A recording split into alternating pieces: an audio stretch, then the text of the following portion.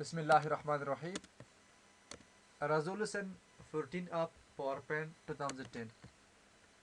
ښه 14 نمبر د سکیم تاسو بیا هم فایل ټب مطلع کوو کمانډس ان فایل ټب. البته وټ از ایگزیټ کمانډ ګوري تاسو پخوا موږ تاسو مطلب سیو کمانډ نه راواخله تر اپشن پورې موږ تاسو دا کمانډونه موږ تاسو مطلع کړل.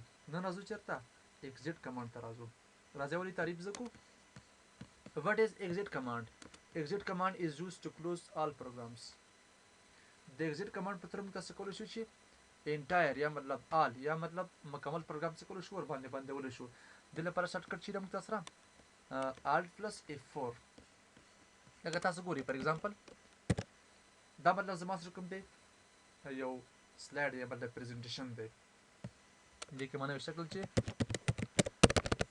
what is exit command دا مطلب ما سیو کړل نوشته وکړه. دا مطلب ما سیو کړل چېرته یو ځای کې مطلب ما سیو کړل. اوس مطلب غواړم څه وکړم مکمل پروګرام بند کړم نو alt plus F4 پیس کوم ما سره مستقیما پروګرام څنګه شي کلوز به شي را سره.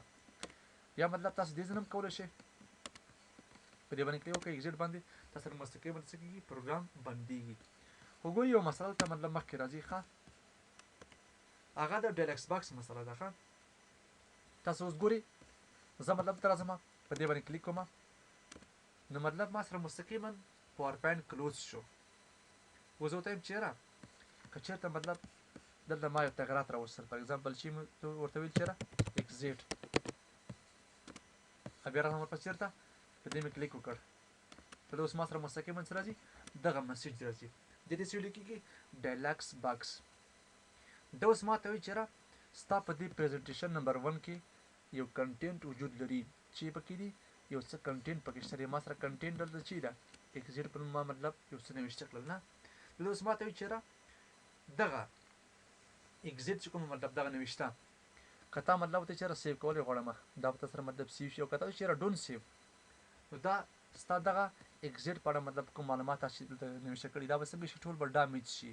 یعنې مطلب تا ورته وایي چېرې داسې چل وکړه چې مکمل ایکسل څه پاور پوینټ بیخي څه ماته بند کا کوم کنټینټ چې ما سره په دې کرنټ سلاید کې دا ماته مه سیو کوه او که تا وایي چېرې نه سیو غواړم او نه ډونټ سیو غواړم کینسل باندې کلیک وکړه تا سره مستقیما هماغه ډایرکټ باکس څه کېږي تا سره مستقیما مطلب هغه هایډ کېږي در سره. بله مسله پکې دا ده چې بعض اوقات یو مسله تاسو ته مخکې راځي چېرې په دې فایل ټب کې ما سره مطلب یو کلوز دی بل ما سره ایگزیټ دی. دې تر منځ مطلب فرق چیرته دی مسله چېرته ده دواړه ګوري تاسو دغه سینونیم دي ښه یعنې مطلب مترادفې کلمې دي سیم معنا لري. ښه کلوز هم بندولو ته ویل کېږي ایگزیټ هم بندولو ته ویل کېږي خو فرق صرف دومره ده چې دغه کلوز چې کوم دا مطلب د کرنټ سلاید سره مطلب ارتباط لري مطلب کرنټ پریزنټیشن سره مطلب ارتباط لري اما ایگزیټ چې کوم دی انټایر پروګرام سره مطلب ارتباط لري. ښه لکه تاسو غوښتل چېرې دغه پریزنټیشن نمبر 1 څه کې کلوز کې مطلب دا بند شي نو کنټرول ډبلیو پریس کوم ورپسې ډونټ سیو ورته وایم نو ما سره مطلب هماغه پریزنټیشن څنګه شو کلوز شو مکمل پروګرام زما سره بند نه دی پاور پوینټ پیلن رننګ دی او کوای شي نه مطلب مکمل پاور پوینټ ماته کلوز کا دلته راشه ورپسې په دې کلیک وکړه تا سره مستقیما څه کېږي هماغه ټارګټ پروګرام چې کوم دغه تا سره مکمل کلوز کولی شي ورباندې نو دا زموږ تاسو سره کلوز کمانډ